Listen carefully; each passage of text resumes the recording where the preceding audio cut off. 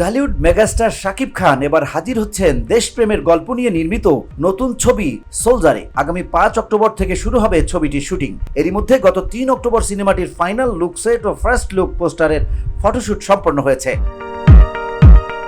শনিবার শাকিব খানের official YouTube চ্যানেলে প্রকাশিত হয় একটি ভিডিও, যার শিরোনাম পূর্বের সিনেমাগুলোকে ছাড়িয়ে যাবে সোলজার। প্রায় 2.5 মিনিটের ওই ভিডিওতে নির্মাতা সাকিব ফাহাদ ছবিটি নিয়ে তার ভাবনা ও পরিকল্পনার কথা জানান।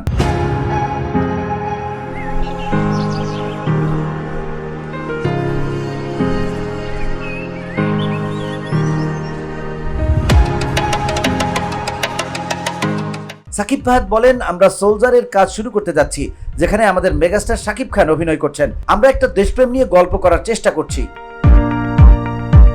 নির্মাতা বলেন, আমরা চাইছি উনি যেন দেশের সাধারণ মানুষের প্রতিনিধি হয়ে ওঠেন, যাদের চিন্তা, যন্ত্রণার, স্বপ্নের প্রতিচ্ছবি সোলজারে ফুটে উঠবে। শাকিব খানকে নতুনভাবে উপস্থাপনা করার লক্ষ্য নিয়েই এগোচ্ছে টিম সোলজার। সাকিব ফাহাদ বলেন, গত 3-4 বছরে শাকিব ভাইকে যেভাবে দেখেছি, এবার তাকে সম্পূর্ণ ভিন্নভাবে প্রেজেন্ট করতে চাই।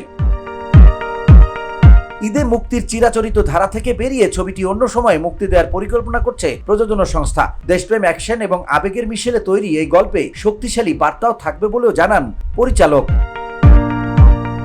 VOD Bangla news desk.